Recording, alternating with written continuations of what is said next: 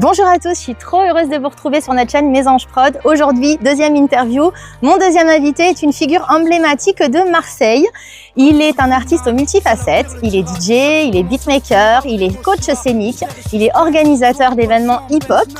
Il est fondateur du groupe Funky Family, un groupe connu du grand public et certifié disque d'or et de platine à plusieurs reprises. C'est un artiste au grand cœur, il est très attaché à la transmission, il a d'ailleurs fondé sa propre école de DJ.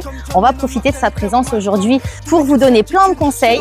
Si vous aussi vous avez envie de vous orienter vers cette voie professionnelle, vous l'avez compris, je vous embarque avec moi, on va plonger dans l'univers d'un maître des platines. J'ai l'honneur de recevoir Gigi Gel aujourd'hui sur Mes Anges Prod.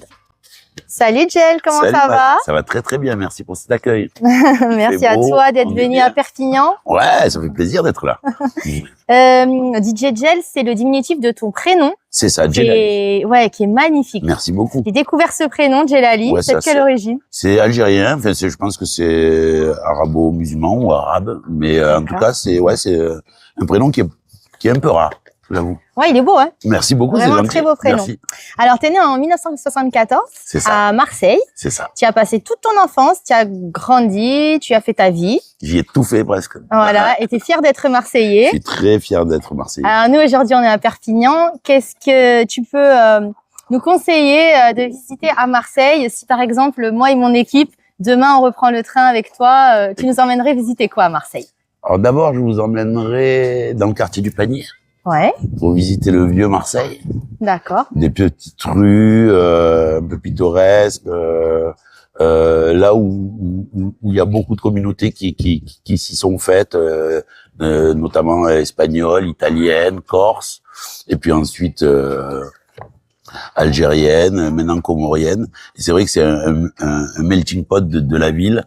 Donc ça commencerait par le Panier, on descendrait sur le vieux port, sur le marché peut-être pour acheter du poisson, et puis on irait se faire ça sur la plage de la Pointe-Rouge peut-être. Voilà. Okay. Ce serait un petit tour comme ça de la ville à travers les mets et les spécialités de la ville. Et du coup, ça c'est, enfin, il y a des calanques aussi. Il y a des calanques aussi. Oui, il y a des calanques aussi. Mais c'est vrai que la plage c'est dans la ville. Et donc c'est un lien très fort avec la population marseillaise puisque on n'a pas besoin de faire beaucoup de chemin pour se retrouver à la mer. C'est ça, parce que moi une fois je suis allée essayer de voir la calanque du Sormion. De Sormion, elle est un peu loin. Mais en fait on n'avait pas compris, il fallait qu'on se gare et il fallait qu'après on marche pour aller rejoindre la calanque qui avait l'air, ça avait une bonne randonnée. Hein. C'est une bonne galère et puis c'est bien de descendre, c'est moins bien de remonter. C'est un peu comme ça là-bas. C'est ça. Bon, alors du coup, t'es fier d'être Marseillais. Qui dit Marseille dit l'OM. Oui. Ça évoque quoi pour toi l'OM? Alors l'OM c'est déjà mon club de cœur. C'est depuis un an et bientôt et cette année-là en fait un contrat que j'ai signé avec eux pour être le DJ de l'Olympique de Marseille. Ah, c'est donc génial. Je travaille au stade et j'ouvre les matchs avec du mix au stade Vélodrome.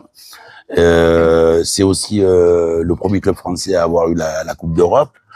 C'est un club très important pour moi parce que à Marseille on a par l'histoire on a le savon de Marseille, le pastis, mais en fait ça s'est aujourd'hui décliné avec Notre-Dame, l'OM, Ayam, aujourd'hui Joule. Donc tu vois il y a d'autres images qui représentent Marseille et l'OM la représente énormément cette année. Ok. Alors donc, t'as grandi à Marseille. Au niveau de ta scolarité, ça s'est passé comment, toi, sur Marseille? Oh, j'étais pas un très très bon élève. Hein. J'espère que mes filles n'auront pas cette interview. Mais en fait, moi, j'ai quitté l'école en 6e. J'étais un élève qui était pas très intéressé par peut-être le savoir à l'écrit. J'étais beaucoup plus manuel. J'avais besoin d'aller tester mes connaissances. Donc en 6e, j'ai arrêté l'école, je suis parti faire de la coiffure, de la mécanique, etc. Et puis j'ai découvert l'art de la cuisine. Donc je suis devenu cuisinier, j'ai passé un CAP. Et voilà, et donc c'était le premier métier que j'ai fait, ça a été cuisinier vraiment. Et puis très vite, je suis parti parce qu'en même temps je faisais de la musique, très vite je suis parti dans la musique aussi. Et la musique, c'est ta passion? C'était la passion du début? Ouais, c'était ma passion du début. J'avais un grand frère qui écoutait, qui a 15 ans de plus que moi, qui écoutait beaucoup de funk, tout ça. Et donc très vite, ça m'a plu. Il écoutait aussi beaucoup de Francis Cabrel, beaucoup de folk californienne, Toto, Supertramp, Genesis, Dire Straits, tout ça. Et donc j'ai grandi avec la musique. Et la musique, c'était hyper important. À l'époque, il n'y avait pas Internet, il n'y avait pas les clips, tout ça. Et donc le côté passation par la musique était important. Et voilà, j'ai dansé très tôt. Ça a été quelque chose. Ouais, t'as commencé par la danse, le graffiti, exactement. Le tag. T'as rappé un peu, mais ça. Très mauvais. Très mauvais. Je ferais pas Fallait t'entraîner. Ouais, non, mais même, non, j'étais très mauvais. Je pense que j'étais très mauvais. Et puis, du coup, la bon, mais danse. En tout cas, t'es très bon dans le DJing. Oui, voilà. Le DJing, c'est mon truc. Voilà, c'est ton truc. Bon, on y reviendra tout à l'heure. Tu nous parleras de ton école. Après, donc, il y a eu cette rencontre avec Pon. Donc, du coup, vous étiez, tous les deux, vous étiez des passionnés. Oui. Vous avez monté un premier groupe, Le Rythme et la Rime. C'est ça. C'est ça. Et après, donc, vous avez été repérés pour faire des premières parties. Oui. Et de là, le 3 décembre 94, on vous contacte pour être en première partie d'un groupe suisse. C'est ça, Sens Unique. Voilà, Sens Unique. Et donc là, c'est le grand succès parce que du coup, tu vas... Là, je découvre l'échange avec le public. Tu vois, ça te plaît de suite. Ça me plaît tout de suite. Et c'est vrai que quelques temps après, on rencontre Akhenaton qui nous demande d'être sur son premier album. Oui. Et on va créer le titre avec lequel on va être connu, qui s'appelle Bad Boy de Marseille. Ouais, super. Il y a un grand classique, voilà. Et puis ensuite va venir le premier album. Voilà. Vous après, c'est Si Dieu veut. Si Dieu veut, exactement. Voilà, Art de rue. Très bien. Marginal Music. Très, très bien. Ah, mais j'ai eu, moi, ces albums. Ben, merci. Et d'ailleurs, ils sont encore en vente. Toujours en vente. Ouais, il y a une boutique FF. Il y a une boutique FF sur Internet où on peut se procurer les t-shirts et tout. En fait, on a relancé depuis l'année dernière les tournées. Oui. Donc, tout est merchandising, etc. Ah, mais nous, on a trop envie de venir vous voir. L'année prochaine, en plus, là, ça y est, là, on va réserver nos places. Non, je vous invite. Là, c'est... Quand vous voyez une date, vous avez envie de venir, vous me dites et je vous invite. Bon, donc du coup, en 2007, c'est la fin de l'AFF, par contre. 2006, 2006 Ouais, 2006. Non, c'est rien. En 2006, c'est la fin de l'AFF. Vous décidez, du coup, chacun de vivre de nouveaux projets, de nouvelles expériences un peu en solo. C'est ça. Et là, toi, t'as un nouveau chapitre qui s'offre à toi et qui va être riche en nouveaux projets. Oui. Puis tu vas donc déjà te renommer, j'ai vu, Diamond Cutter. Exactement. Le chapeau arrive à cette période-là, en fait. Je laisse la casquette qui fait un peu jeune vieux, quoi. Ouais. Et puis je mets un chapeau pour paraître un peu plus adulte. Ok, tu vas avoir ton album à toi, Rendez-vous. Exactement. Tu vas le sortir en 2016. C'est ça. C'est ça. Et après, tu vas aussi te lancer dans l'organisation de soirées hip-hop. Oui. Des soirées old school. C'est ça. Donc, c'est quand ces soirées? C'est comment? Alors, ça se passe à la place des Canailles. C'est avec Faflarage qui a fait Prison Break. Oui. Avec le DJ Dayam aussi, DJ Daz, et un animateur qui s'appelle Caméléon. Et en fait, on va faire des soirées old school. Les soirées old school, c'est pas que des soirées rap. Il y a du funk, il y a de la soul. Ouais, c'est bonne ambiance. Voilà. Pour tout le monde, en fait. Le but, c'est de réunir des gens qui ont un certain âge, voire même des plus jeunes, mais qui vont avoir cet amour de la musique et de cette période qui est très riche. Ouais. Et donc, du coup, on va passer tous les tubes et tous les morceaux qui ont fait cette période de 70-80 à 2000-2010, quoi. Donc, tu vois, le panel est très large. Et puis, on a beaucoup de musique parce qu'on a du rock, on a du rap, on a de la soul, on a du funk, on a du rap français. On peut même glisser dedans, des fois, des samples de chansons françaises. Moi, je suis pas fermé au rap, quoi. Ok, je suis très ouvert musicalement. Très ouvert, musicalement. Du coup, ces soirées-là, elles sont à Marseille. À Marseille. Mais alors, du coup, on peut te réserver, on peut te booker pour venir sur toute la France faire ce type de soirée. Bien sûr. Et alors, comment on fait pour te... Contactez-moi. Voilà. C'est moi, mon manager, c'est mon booker, donc vous pouvez me contacter en direct. Ok. Généralement, je viens avec mon équipe ou je viens tout seul ou avec Caméléon. Et le but, en fait, c'est de vraiment faire une fête. J'aime bien échanger comme on fera ce soir avec Erkan. Voilà, parce qu'en fait, Erkan, qu'on a reçu en première interview sur Mésange, on l'adore. C'est un artiste vraiment exceptionnel. Donc c'est un artiste à part. Ouais. Vraiment à part. Qui vient du rap, mais qui est dans la chanson aujourd'hui, qui est un immense improvisateur, quelqu'un qui a un cœur grand. Il n'y a pas la place là. Mais c'est vraiment quelqu'un avec qui j'aime échanger. Et justement, d'avoir un MC, un maître de cérémonie, c'est hyper important parce qu'il tient le lien avec le public. C'est ça. Et puis moi, derrière, je peux envoyer de la musique et puis on peut Et là, justement, avec Arcane, c'est ce que vous allez faire ce soir à Perpignan. Ce soir, ça va être ça. Ouais. Ce soir, ça va être qu'une question de fête. Et pas qu'une question de style de musique, il va y avoir toutes les musiques possibles. On va passer par l'électro, par le funk, par la chanson française, génial. par le rock, par la musique africaine, la musique latine. Enfin, vraiment, on va passer la musique pour que les gens s'amusent. Voilà, exactement. On va ni faire une soirée rap, ni une soirée salsa. On va faire une soirée de fiesta. Pour en fait que les gens soient heureux, s'amusent et voilà, décompressent. Qu'ils repartent de là et qu'ils se disent, c'était trop bien, quoi. C'est ce qu'on veut. Du coup, tu as aussi monté ton festival. Donc, tu as fait plein de choses après la fois que j'arrête pas. J'ai besoin d'être actif. Mais génial. Il faut continuer comme ça. C'est super. En tout cas, on aime tout ce que tu fais. Nous, chez Mésange, franchement, merci beaucoup. Quand j'ai préparé l'interview, j'ai vu que tu avais vraiment, aussi, on va y revenir bien sûr à l'Académix. Mais juste avant, donc ton festival, c'est 100% marseillais, du coup, c'est 100% rap marseillais. Évidemment, comme je viens du rap marseillais, j'ai monté ce festival qui s'appelle le Funky Festival de Mars. Et dedans, j'ai voulu y mettre les gens qui ont fait l'histoire du rap marseillais, les gens qui la font et les gens qui la feront. Donc du coup, tu as des jeunes qui sont en développement, tu as des gens dont on entend parler en ce moment qui sont des gens qui sont très populaires, et puis tu as ceux qui ont été très populaires et qui ont fait l'histoire de Marseille. Et c'est important pour moi parce que c'est transgénérationnel. Évidemment, il y a des filles qui rappent, il y a aussi des DJ, des DJettes, il y a tout. C'est un peu à l'image du demi-festival qu'a fait Demi-Portion, qui est pas si loin que ça, qui est à 7. Et le but, c'est vraiment. Il est hyper talentueux. Hein. Cet artiste Demi-Portion. Il est très fort. Et puis voilà, ce festival, c'est ça, c'est l'ouverture au public et de pouvoir mettre Marseille à l'honneur au niveau rap. On la connaît par Jul, Soprano, FF, Psychiatre, IAM. Bien sûr. Et aujourd'hui, c'est bien de mettre en avant aussi des jeunes qui puissent faire parler d'eux. Et alors justement, parlant des jeunes, donc il y a peut-être des jeunes qui nous regardent, qui ont envie justement d'apprendre, de se tourner vers le DJing. Donc toi, tu as fondé ton école avec la franchise. C'est ça. Voilà, à Marseille. Du coup, ça s'appelle l'Académix. Alors, dis-nous comment on peut s'inscrire, quels sont les tarifs. Explique-nous un petit peu, l'école, comment ça se passe. Alors, c'est une école de DJ dans laquelle c'est moi qui donne les cours, il n'y a pas d'autres professeurs. Ah, voilà, ça, c'était une question importante. Oui, ça, c'est moi qui donne les cours, c'est moi qui donne un jour de ma semaine. C'est quel jour, du coup? C'est le mercredi, de 16h à 18h pour les novices, et de 18h à 20h pour les confirmés.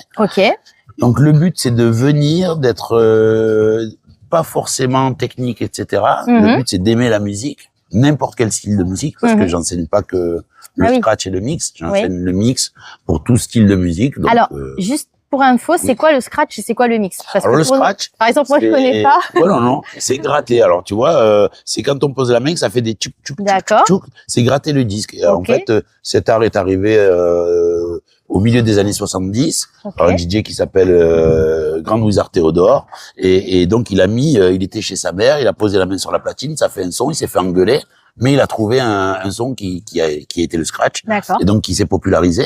Le mix, c'est un lien, c'est lié comme en cuisine, deux morceaux qui s'assemblent. C'est ça. Et puis on va passer comme ça toute la soirée à passer des morceaux qui s'assemblent, et on va donner une couleur à la soirée.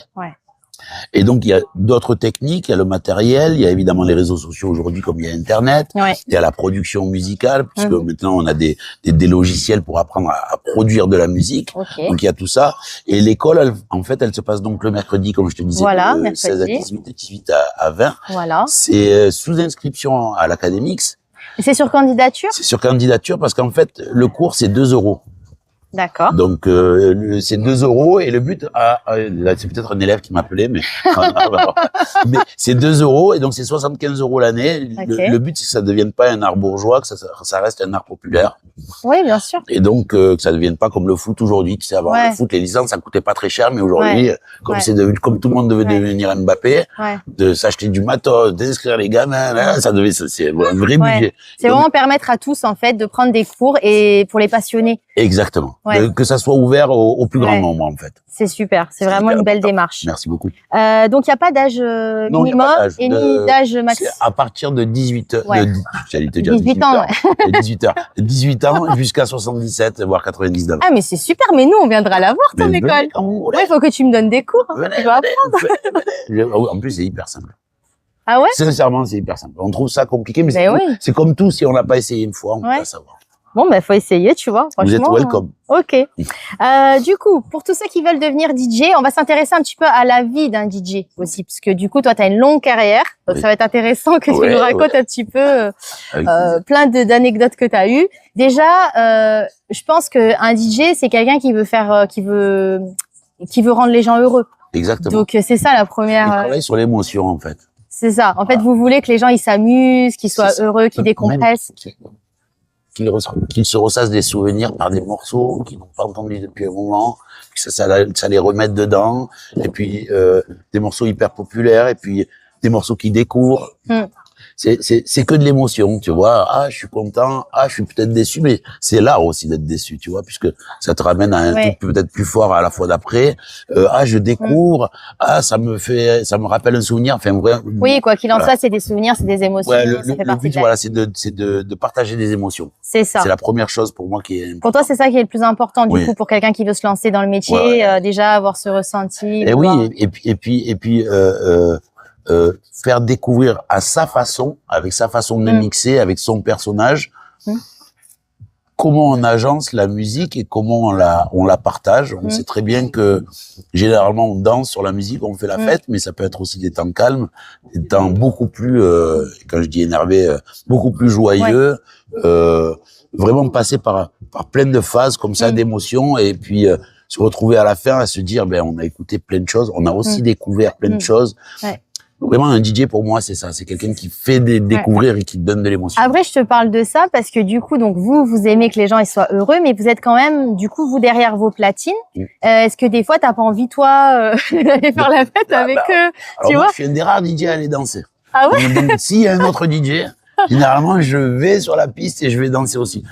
J'aime beaucoup la musique. Donc, je suis pas du tout le DJ qui reste dans sa cabine et qui attend que ça se finisse. Non. Ah ouais, toi, t'aimes bien te mélanger avec ton public, voilà, créer une proximité. J'adore ça. Ok. Alors, du coup, c'est un milieu de la nuit, quand même, ça. Généralement. Milieu de la nuit. Du coup, comment tu fais pour concilier ta vie personnelle, donc t'as 2 filles, avec ta vie professionnelle? Pour un DJ, comment ça se passe? Pour moi, ça se passe difficilement. C'est très fatigant. Mais ça va, écoute, j'ai 51 ans, donc enfin 50 ans. Donc du coup, j'estime que c'est déjà un luxe de vivre de ce que tu aimes. Bien sûr. Ah bah oui. Et du coup, ben j'essaie de concilier deux, ce qui est pas évident. Hein. C'est vrai que quand tu finis une soirée à 6 heures du matin et qu'à 7 heures tu dois être debout ou prêt pour accompagner la petite à l'école, parce que c'est important d'avoir, pour moi, c'est du papa, elle est hyper importante d'être impliqué dans la vie de famille de papa. Donc c'est vrai que c'est assez sport, mais j'y arrive plutôt bien avec un peu de guronzan, de vitamines et du café, ça fonctionne. Ah d'accord. Okay. Quel est le plus bel endroit mémorable où tu as mixé? C'est à Nouméa, en Nouvelle-Calédonie. Ah oui, parce que vous êtes souvent en déplacement, les DJ. Vous avez la chance de voyager, de voir du monde. Hein. On bouge beaucoup. Ah ouais, ça c'est une chance incroyable. Ouais, là c'était sur un club qui était sur pilotis. Wow. Donc c'était assez incroyable, quoi. Ah bah j'imagine. Après, t'avais des raies qui passaient, des poissons, des trucs et tout. Puis là, t'es en train de passer du son. Et puis, une fois de plus, tu te dis, mais quelle chance j'ai d'être là. Oh, c'est clair. De bosser là, avec ce temps, ce truc et tout. Ça a été un des trucs les plus dingues, je pense. Et donc, du coup, comme tu voyages beaucoup pour le travail, est-ce que à titre privé, du coup, tu voyages? T'aimes bien aussi voyager? J'ai beaucoup aimé voyager. Dès que j'ai eu mes premiers cachets, j'ai déjà voyagé. Et puis, dès que j'ai rencontré ma femme, je l'ai emmenée avec moi. Ouais. Et dès que j'ai eu mes filles, on est parti aussi. Pour moi, le voyage, c'est quelque chose d'hyper important parce qu'en fait, c'est un échange. Quand tu vas chez les gens, j'aime bien écouter la musique. Par exemple, tu vois, le premier voyage de ma grande, c'était au Portugal. Donc, on ne prend pas de musique avec nous, on écoute ce qu'il y a, on mange ce qu'il y a et on vit à la locale. Pour moi, c'est hyper important parce que c'est comme ça qu'on s'immisce, qu'on rentre plus dans le pays ou dans la région dans laquelle on est, quoi. Ok, super. Est-ce que tu peux nous raconter une anecdote que seul un DJ pourrait raconter? Une anecdote de voyage en famille ou une anecdote de DJ? Non, de DJ. Que seul un DJ pourrait raconter. Elle est pas folle parce qu'il y en a plein qui trottent dans ma tête, mais il y en a une qui était en Chine, en fait. Et donc, j'ai mixé en Chine, c'était à Canton. Et on était au-dessus de l'immeuble Cartier.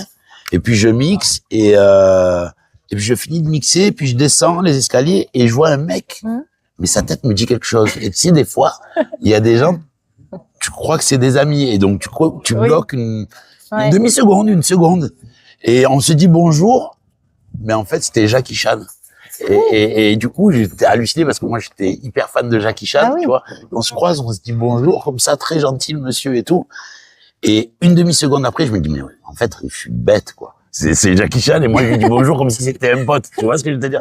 Donc, c'était assez particulier, cette rencontre. Ouais, donc c'est super, quoi. T'as vraiment très beaux souvenirs. Ouais, j'ai que des bons souvenirs. Bon, et ça continue, et ça continue. Ben, aujourd'hui, c'est un bon souvenir. Là, il fait beau, je suis accueilli par des gens merveilleux.